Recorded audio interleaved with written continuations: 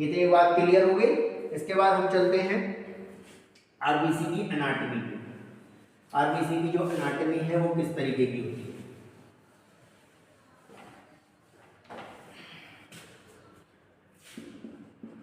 RBC anatomy, सबसे पहले हम नंबर की बात करते हैं। Number in male, number in female. Male में इसका नंबर कंपैरेटिवली फीमेल के ज्यादा होता है, जो कि हमारा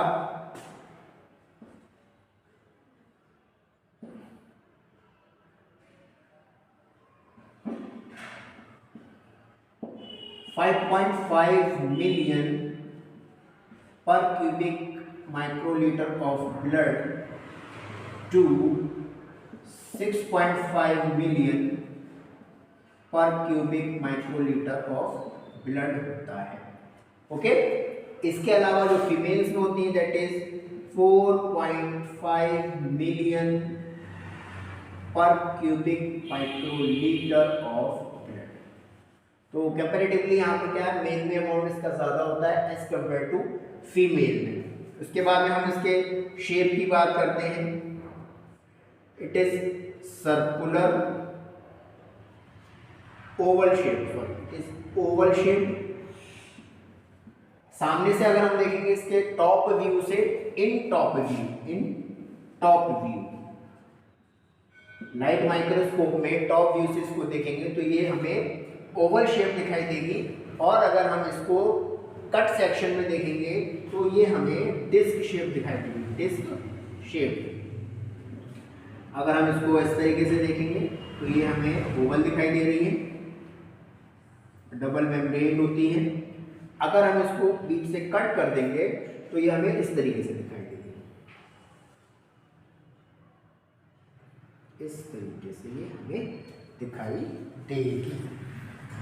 थोड़ा सा अलग से डायग्राम बनाते हैं।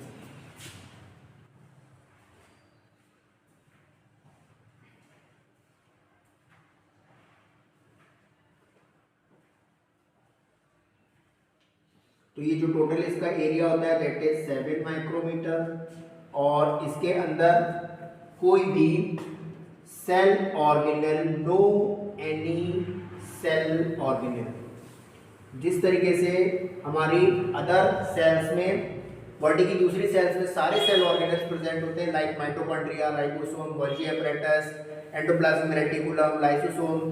तो आरबीसी हमारी बॉडी का ऐसा एक्सेप्शन है जिसके अंदर कोई भी सेल ऑर्गेनल नहीं प्रेजेंट होता है, सिवाय इसके एक प्लाज्मा मेम्ब्रेन होती है,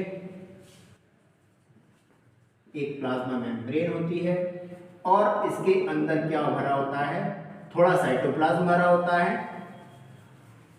और most of the space is occupied by the haemoglobin. तो लगभग 80% एरिया जो कवर किया जाता है वो हमारा हीमोग्लोबिन के थ्रू कवर किया जाता है। इसी वजह से इसमें किसी भी तरीके का रिजनरेशन नहीं होता है। ये सेल्स इट रेस्पायर एनारोबिकली, यानी ये ऑक्सीजन की प्रेजेंस में रेस्पिरेशन नहीं करती है, ये बिना ऑक्सीजन के भी रेस्पिरेशन कर लेती है, respire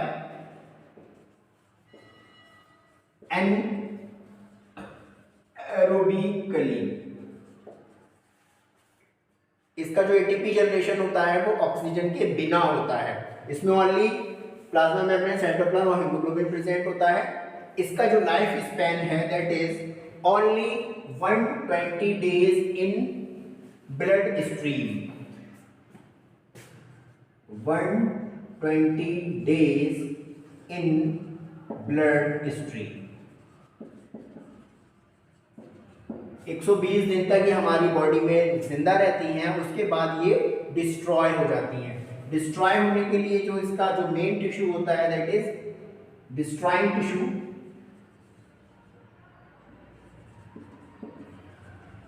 for RBCs is liver and spleen. ये दो मेन कॉन्स्टिट्यूएंट होते हैं जो लीवर स्प्लीन को टूटने के बाद में उसको कंपोनेंट को स्टोर करके रख लेते हैं। इसीलिए हम स्प्लीन को ग्रेवयार्ड ऑफ आरबीसी कहा जाता है, ग्रेवयार्ड ऑफ आरबीसी, आरबीसी का कब्रिस्तान कहते हैं, क्योंकि ये 120 दिन के बाद आरबीसी को टूटने के बाद में ये वहाँ स्टोर हो जाती हैं और फर्दर रिसाइकिल्ड होकर लीवर नई आरबीसी बनाना, लीवर में जाके जो इसका हीमोग्लोबिन टूट जाता है वो फर्दर यूज कर लिया जाता है हमारी बॉडी के थ्रू। ये बेसिक सी हमारी आरबीसी के एनाटॉमी की बात हो गई। अब हम बात करते हैं इसके physiology. What is the physiology about RBC?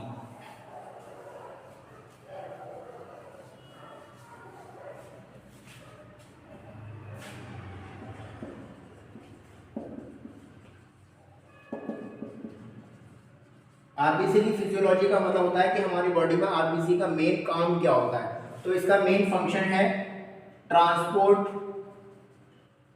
Oxygen.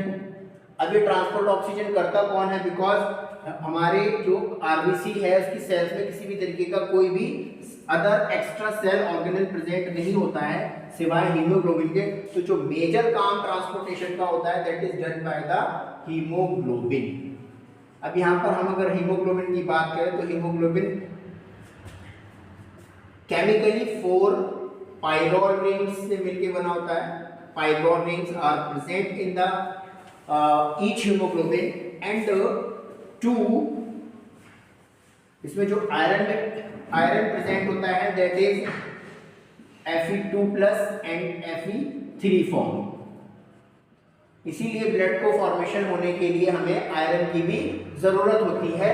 साथ ही साथ इसको फॉर्म होने के लिए हम क्या जरूरत होती है? Vitamin that is vitamin B12। तो ये B12 and iron and the 4 pyrrole rings जो हमें अमाइनो एसिड से मिलती it by the amino acids. अब अमाइनो एसिड हमारी बॉडी में कहाँ आते हैं? ये आते हैं प्रोटीन से। हमारा जो हीमोग्लोबिन होता है वो 2 कंपोनेंट में डिवाइडेड होता है। सबसे पहला जो कंपोनेंट होता है, सबसे पहला जो कंपोनेंट है हीमोग्लोबिन, इसको शॉर्ट में इस तरीके से लिखते हैं। एक होता है non protein part and proteinaceous part. जो नॉन प्रोटीन पार्ट है उसे हम हीम कहते हैं और जो प्रोटीनेशियस पार्ट है दैट इज ग्लोबिन। तो ग्लोबिन जो है प्रोटीन है जो 2 अल्फा 2 बीटा चेन से मिलके बनी होती है। हीमोग्लोबिन एक पिगमेंट होता है दैट इज पिगमेंट, और ये 2 लाइट और 2 हैवी चेन से मिलके बना होता है। 2 अल्फा प्लस 2 बीटा चेन्स। तो इतनी बात क्लियर है कि हमारा हीमोग्लोबिन इस तरीके से मिलकर बना होता है। जो प्रोटीनेशियस पार्ट है दैट इज ग्लोबिन, और जो हमारा नॉन प्रोटीनेशियस पार्ट है दैट इज हीम में 2 अल्फा 2 बीटा चेन्स होती हैं। ग्लोबुलिन जो होता है प्रोटीन होती है, ये अमाइनो एसिड का डेरिवेटिव है और जिसमें 4 पायरोल रिंग्स प्रेजेंट होती हैं। यहाँ पर एक इंपॉर्टेंट बात यह है कि एक हीमोग्लोबिन का मॉलिक्यूल कैरी 4 ऑक्सीजन मॉलिक्यूल इन 1 टाइम, यानी एक टाइम में हमारा जो हीमोग्लोबिन का एक मॉलिक्यूल है वो 4 ऑक्सीजन के मॉलिक्यूल को कैरी करता है। इसी वजह से हमारी बॉडी में ऑलमोस्ट ऑक्सीजन का ट्रांसपोर्ट चलता रहता है। एक आरबीसी के अंदर बहुत सारे हीमोग्लोबिन पाए जाते हैं। अब यहाँ पर हम बात करते हैं कि ये जो इसका शेप है वो हमें कैसा दिखता है? दैट इज बाइकॉन्केव दिखता है। मैंने यहाँ बताया था कि शेप एक बार लिख लेते हैं। यहाँ पर शेप डिस्क शेप डिस्क्वाइड होता है, बाइकॉन्केव होता है और इसमें लार्ज मॉलिक्यूल प्रेजेंट होता है। लार्ज मॉलिक्यूल इज हीमोग्लोबिन, जो इसका लगभग 80% पार्ट कवर कर सकता है। तो हमने हीमोग्लोबिन के बारे में पढ़ लिया। अब हम इसके फर्दर फंक्शन की बारे में पढ़ते हैं कि हमारा जो हीमोग्लोबिन है that is performed, what are the functions in our body.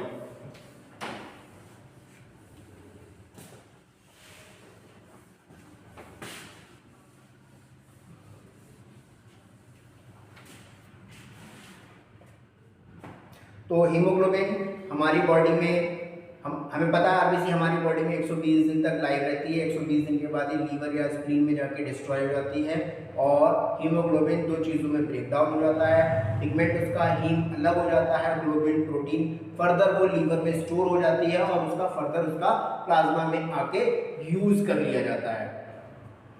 अब हमारा हीमोग्लोबिन बॉडी की डिफरेंट जगहों पे डिफरेंट तरीके के पिगमेंट बनाता है और वो पिगमेंट डिफरेंट तरीके से हमारी बॉडी उसको यूज कर लेती है।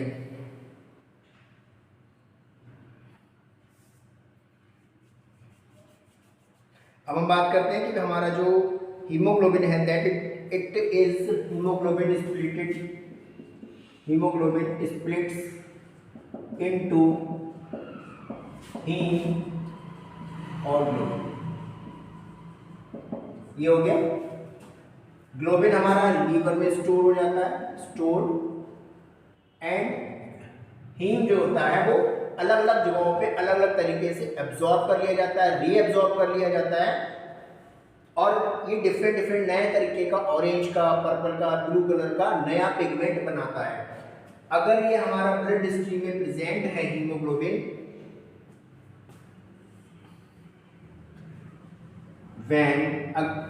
अगर हीमोग्लोबिन आपका लीवर के थ्रू स्टोर किया जा रहा है तो haem converted into biliverdin pigment. और ये किसमें पार्टिसिपेट करेगा? ये बनाएगा bile juice in the liver.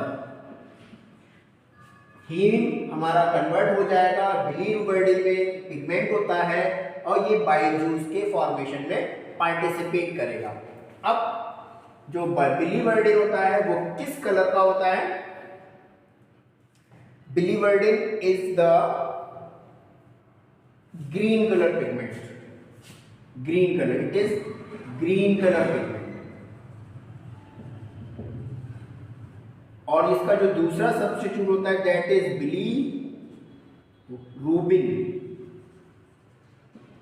That is orange colour, orange in colour. तो ये इस तरीके से पिगमेंट होते हैं जो हमारे लीवर के थ्रू हीम से बनाए जाते हैं और ये फर्दर बाइल जूस का कंपोनेंट बनाते हैं और ये दोनों ही क्या करते हैं? हमारे डाइजेशन में हेल्प करते हैं, help in the digestion process. Digestion में भी कौन से मैकेनिज्म में पार्टिसिपेट करते हैं?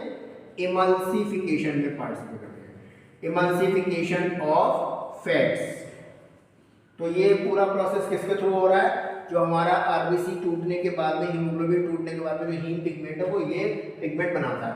इसके अलावा अगर ये हीम पिगमेंट आपका एलिमेंट्री कैनाल में जाता है, एलिमेंट्री कैनाल की इन लार्ज इंटेस्टाइन, अगर ये लार्ज इंटेस्टाइन में जाता है तो इसको, हमारी जो इंटेस्टाइन का काम क्या है हमें पता है। हमारी जो इंटेस्टाइन होती है वो रीएब्जॉर्प्शन ऑफ फूड मटेरियल करती है, फूड का रीएब्जॉर्प्शन करती है, यानी जो चीज़ें एब्जॉर्ब होने से रह गई हैं उनको, जो इंपॉर्टेंट चीज़ें जो हमारी बॉडी को एसेंशियल है वो अगर रीएब्जॉर्ब होने से रह गई हैं तो उनको फर्दर हमारी बॉडी में बैक कर दिया जाता है। तो सेम काम हमारी लार्ज इंटेस्टाइन करती है। अगर हीमोग्लोबिन की ज़रूरत है तो ये क्या बनाएगी? इसको यूज करके ये जो पिगमेंट है ये रीएब्जॉर्ब कर लिया जाएगा, reabsorb and back into blood, और ये ब्लड में वापस भेज दिया जाएगा। ब्लड के थ्रू ये चला जाएगा किडनी में, it goes to the kidney. Kidney में किडनी इसको क्या करेगी? कन्वर्ट करके एक नया पिगमेंट बनाएगी। किडनी कन्वर्ट इट इनटू यूरोबिलिनोजिन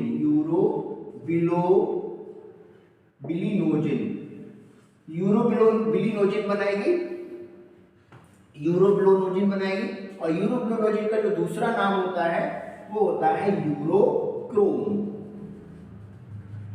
हमें पता है ये सब पिगमेंट किससे बन रहा है, ये बन रहा है हीम से, और ये जो यूरोक्रोम का जो कलर होता है वो येलोइश कलर होता है, yellowish in colour.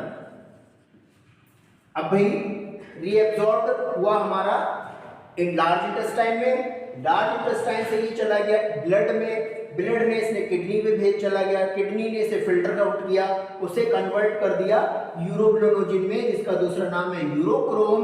Urochrome yellowish colour का होता है, और इसी की वजह से हमारा यूरिन पेल येलो कलर का फॉर्म होता है। इसी पिगमेंट की वजह से हमारा जो यूरिन है that is yellow pale colour due to the presence of urochrome that is converted by the kidney in by the process of filtration। Kidney जब इसका ब्लड का फिल्ट्रेशन करती है, यूरोबिलिनोजिन को यूरोक्रोम में कन्वर्ट कर देती है, यूरोक्रोम उसको यूरिन में सिक्रीट आउट कर देता है। इसी की वजह से हमारा जो यूरिन होता है that is pale yellow colour का प्रोड्यूस होता है। एक बात ये क्लियर हो गई। अब अगर ये लार्ज इंटेस्टाइन में थोड़ा सा रीएब्सॉर्ब बैक हो गया, और जो बचा यूरोबिलिनोजिन वो किस में चला जाएगा, वो हमारे रेक्टम में स्टोर्ड हो जाएगा। लार्ज इंटेस्टाइन का जो लास्ट पार्ट होता है that is stored in the,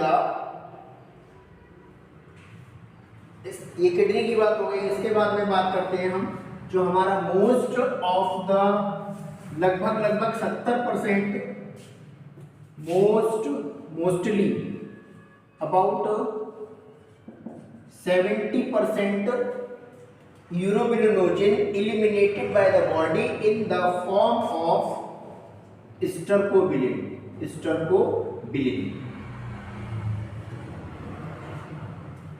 70% eliminated in the fecal matter। यहाँ पर इस लाइन का मतलब ये है कि हमारी इंटेस्टाइन ने 30% यूरोबिलिनोजिन को रीअब्सॉर्ब करके ब्लड में पहुंचा दिया, वहां से वो किडनी में चला गया, किडनी से उसे फिल्टर आउट किया, और किडनी की सेल से यूरोक्रोम में या यूरोपिगमेंट में कन्वर्ट कर दिया, और वो यूरिन के साथ में बॉडी से सिक्रेट आउट हो गया। इसके अलावा क्या है कि लार्ज इंटेस्टाइन में 70% यूरोबिलिनोजिन को स्टर्कोबिलिन में कन्वर्ट कर दिया गया, जो कि ब्राउनिश कलर का होता है। It is brownish colour, brown in colour, it is brown in colour होता है, डार्क ब्राउन इन कलर, जैसे हम स्टर्कोबिलिन कहते हैं। और इसी पिगमेंट की वजह से जो हमारी फीसिस है that is brown coloured, and जो उसमें ओडर प्रेजेंट होती है, जो उसमें स्मेल आती है, उसमें ओडर प्रेजेंट करता है, वो हमारा stercobilin. It form the colour brown colour and odour of faeces. इतनी बात समझ में आ गई कि भाई ये सब कुछ किसकी वजह से बन रहा है, हमारे हीमोग्लोबिन से बन रहा है। हीमोग्लोबिन फर्दर टूटने के बाद में हमारी बॉडी के डिफरेंट स्टेजेस में क्या कर रहा है, अलग अलग जगहों पे इसका एब्जॉर्प्शन हो रहा है, यूज हो रहा है।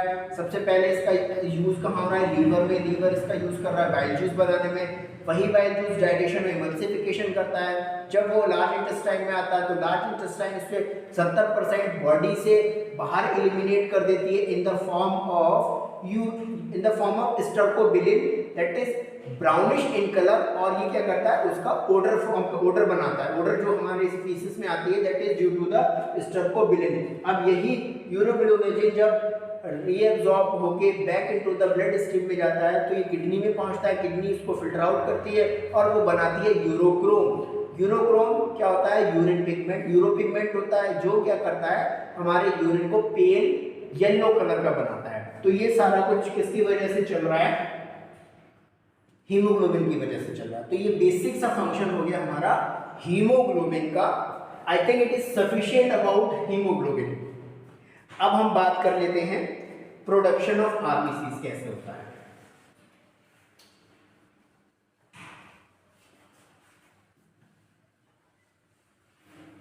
प्रोडक्शन ऑफ आरबीसी किस तरीके से चल रहा होता है।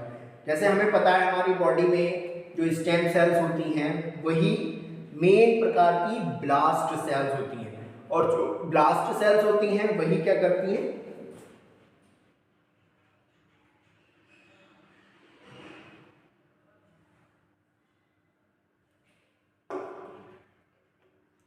ब्लास्ट सेल्स होती हैं वही क्या करती हैं, हार्मोन के इफेक्ट से स्टिमुलेट होती हैं, और स्टिमुलेट होने के बाद में वो एक्टिवेट हो जाती हैं। एक्टिवेट होने के बाद क्या करती हैं, वो डिफरेंट डिफरेंट तरीके की सेल्स को फॉर्मेशन करती हैं। सबसे पहले production of RBC,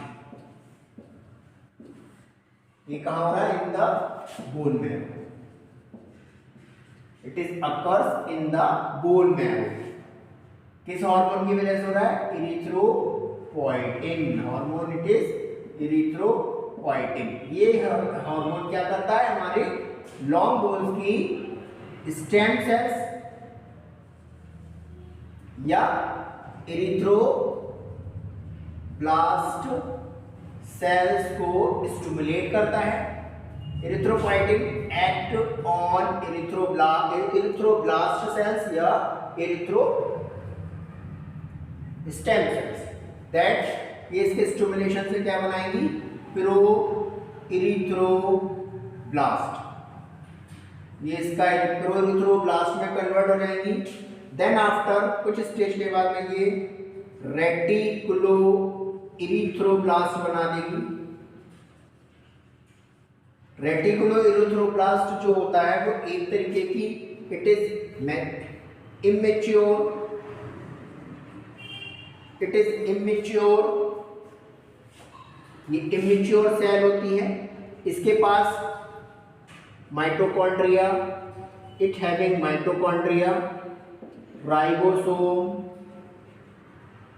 Golgi apparatus, ये सारे ऑर्गेनल्स, लाइसोसोम्स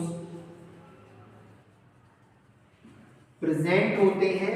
जैसे जैसे ये सेल हमारी मैच्योर होना शुरू होती है, इसके ये सारे ऑर्गेन्स क्या होते हैं, डिसअपियर हो जाते हैं, गायब हो जाते हैं। और आफ्टर द जब ये रेटिकुलो इरिथ्रोब्लास्ट सेल्स इरिथ्रोसाइट और मैच्योर रेड ब्लड सेल में फॉर्म हो जाती है, रेड ब्लड सेल में कन्वर्ट हो जाती है, तब क्या होता है, ये ए न्यूक्लिएटेड होती है यानी नॉन न्यूक्लिएटेड, और इसके पास कोई भी no any other cell organelle, और इसके पास किसी भी तरीके का कोई और सेल ऑर्गेनल प्रेजेंट नहीं होता है जो इसकी इमेच्योर स्टेज में प्रेजेंट थे।